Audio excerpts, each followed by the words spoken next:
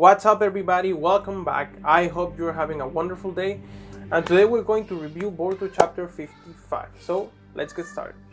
Well, first of all, this is a bit late because I had school, so I'm not able to do this in the morning. So that's why if the chapter drops on weekdays, I'm not going to be able to have it like early, like 10, 11 a.m. But if it drops like on weekends, probably you should have it a little bit early.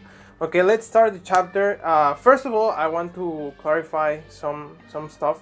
In one of my last videos, I said that Naruto fans were such crybabies because they were crying over Kurama and stuff like that. That video is kinda true, but don't get me wrong, I was kind of sad a little bit and shocked when I heard that Kurama had died. It's alright if you're a little bit sad, but just don't sweat it, get over it, it's going to be fine. So let's go. This chapter starts with Kurama saying farewell to Naruto, and we have some debate here because some people are saying that how is it possible for Kurama to die with Naruto surviving, right?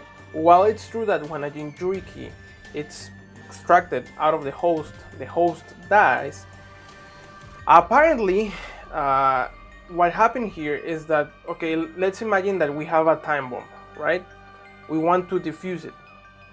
We know that if we pull the cables inside the bomb or the little countdown thingy, the timer, the bomb is going to explode, right? But if we put like the correct code or cut the correct cable, the bomb is going to stop the countdown, right? We're going to stop the countdown. I like to think what happened with Naruto and Kurama in the same way, meaning that if Kurama is extracted from Naruto while both of them are alive, Naruto is going to die, because you would be pulling Kurama's and Naruto's chakra at the same time because they're kind of unified, I guess. But in this case, Kurama's chakra depleted while Naruto's remained intact. So this is how I'm trying to figure out why this works. It makes sense to me. If it makes sense to you, then good. If not, I don't know what else can I say. But yeah, I guess it's because it wasn't extracted. Yeah, he just depleted his own chakra by his own means, something like that. But we have Kurama's dead. Kurama tells Naruto that the problems that he has now, he's going to have to face them by himself. And then we have a nice scene with Boruto reaching to his dad and hugging him and telling him that he made Boruto worry and stuff like that. It was a really nice moment. Also, an interesting fact is that people are saying that Kurama's death was foreshadowed in earlier chapters, which I don't really see it, because Momoshiki only says that Naruto didn't have the power to transfer his power to the next generation. But he didn't really say anything about, oh, you should cherish that power because sometime in the near future something might happen to it, or lucky you that you have this power, you should be more careful with it, or something like that. I mean, you could interpret it as you like, but I don't really see this as foreshadowing. And we have to remember that Kurama says to Naruto that he doesn't have superhuman strength anymore, meaning that he's obviously going to suffer from this. But as I said in the last video, he may not be completely nerfed because he still has Sage Mode, and I'm pretty sure that he still has Sage of 6 Paths Sage Mode. That's not confirmed, that's just a speculation, but it would make sense, right? Because he still has like the other tailed beast's chakra within him, so he should have at least a fraction of Sage of 6 Paths chakra mode. After that, we see that Kabuki is telling everybody, how are we going to get back to the village? Sasuke says that his Rinnegan is useless. That may be a plot point in which the Rinnegan may be restored, because he still has it, it's just destroyed. So maybe with some healing or some Hashirama cells or something like that, Sasuke may be able to get his Rinnegan back. But remember, Sasuke was broken without the Rinnegan. Like he still has Amaterasu, he still has perfect Susanoo. The only thing he lost was the flying Susanoo and his Amenotejikara, I think it was called, when he can like switch places with people, and the space-time things, which it is a big blow, but it's not the end of the world, because Naruto and Sasuke, they were already too overpowered. They were like super powerful.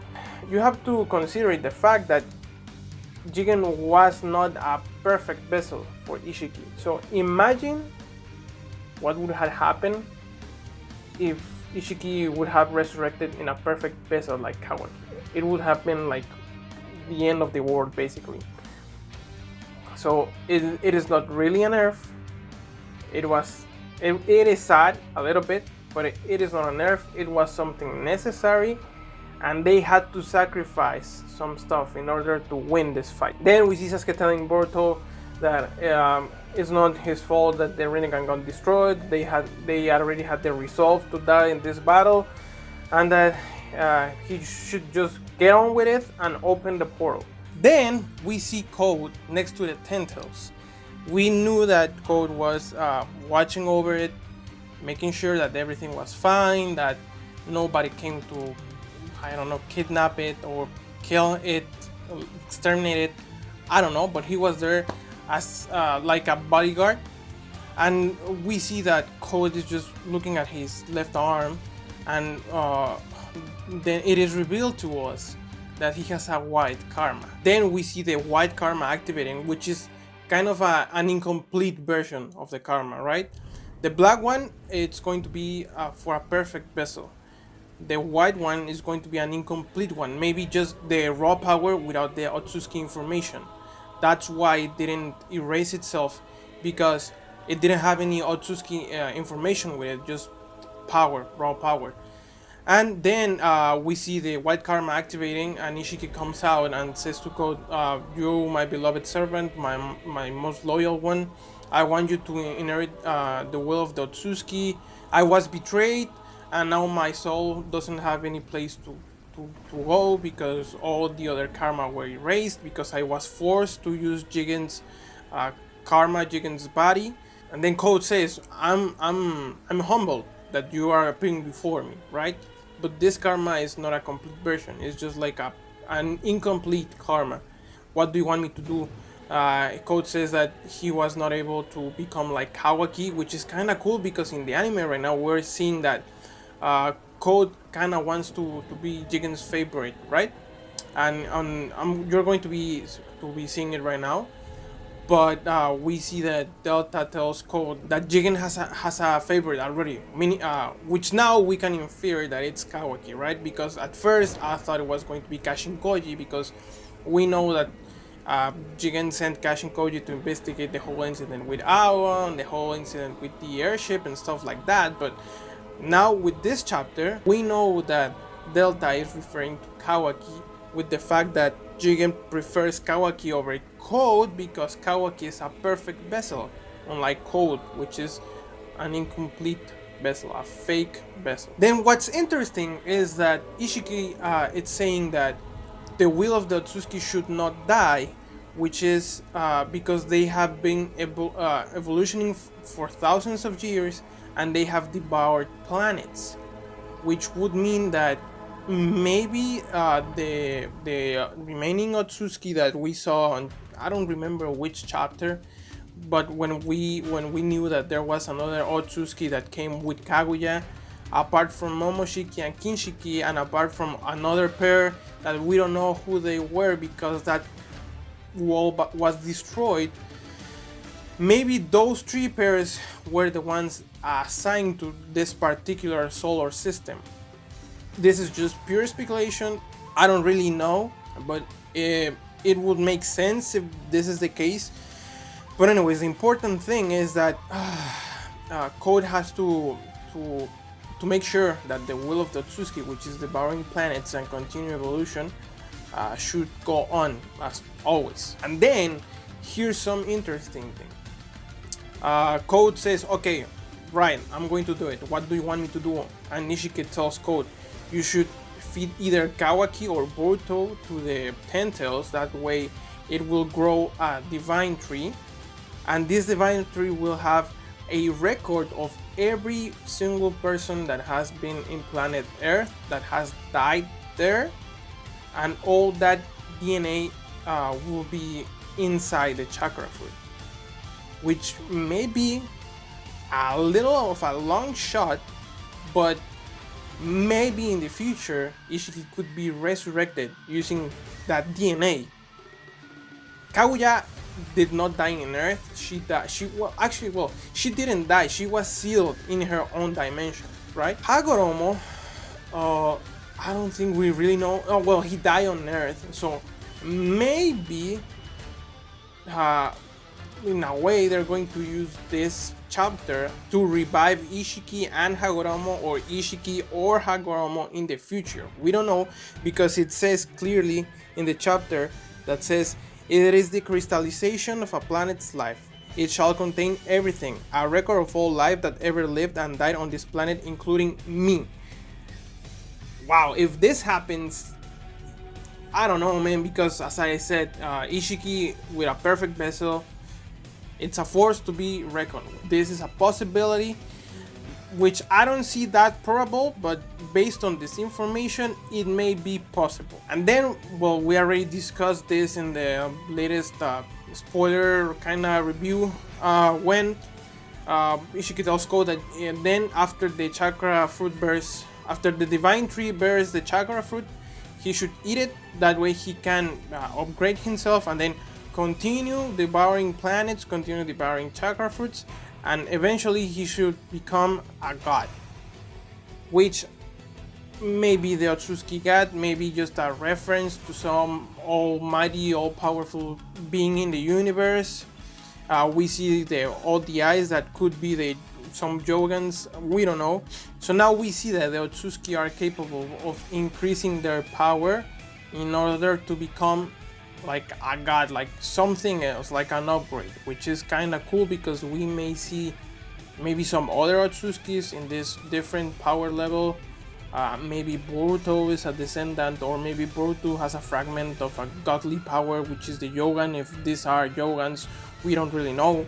And after that, well, we see that Code accepts Ishiki's request, but first he wants to avenge his death. After that, Boruto is trying to open the portal. We see that he's struggling because he's afraid that Momoshiki will take over again. Kawaki just confronts him and tells him that he should just stop whining about it and just do it, that Kawaki is going to make sure that he erases Boruto's karma, which is kind of cool because we see that these two share a deep bond, and I really don't know what's going to happen in the future for Boruto and Kawaki to face each other like we saw in chapter 1 of the manga and episode 1 in the anime. I don't really know. The only thing that I could think of right now is that one of either Boruto or Kawaki are possessed by an Otsutsuki, and that's why they're fighting each other. I mean, I don't really know. Everything could happen at this point. We weren't expecting Sasuke losing his Rinnegan. We weren't expecting Naruto losing Kurama. I mean, everything can happen at this point. So after that, they open the portal.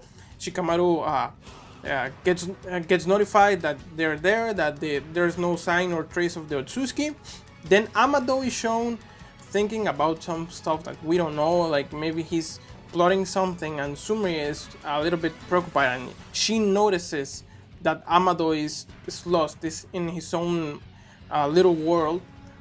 And I don't know, this may be foreshadowing that Amado is going to betray the village in the future, which could be because he already betrayed Jigen, which was quote-unquote more powerful than Naruto and Sasuke. Or maybe Amado has his plans of its own. I don't really know. We could take it anyway. And after that, we see Boruto telling Kawaki that with him at his side, he's able to do everything. And Cole is laying on the floor, whispering the names of the people that he wants to kill. So, really good chapter, really enjoyable, information packed. We're nearing the time skip. Everything is getting in place. My only wish is to see Boruto using or just manifesting his Jogan before the time skip. Like, please, please make it some way, like maybe the time skip is for him to train his eye, to go train to the moon with Toneri. I don't really know, I don't really care. I just want to see the Yogan in the manga for real, like confirmed, absolutely 100% sure that Boruto has the Yogan. That's all I care about. But anyways, this was the video. If you liked it, leave a like. If you didn't like it, dislike it. If you want to say something nice in the comments, go ahead. If you want to trash on me on the comments, go ahead. I mean, either way is fine. But you have a wonderful day. I don't know, and I'll see you next month for the next chapter review. I'll see you Sunday for the reaction to episode 187, and I'll see you Sunday too to the review of episode 187.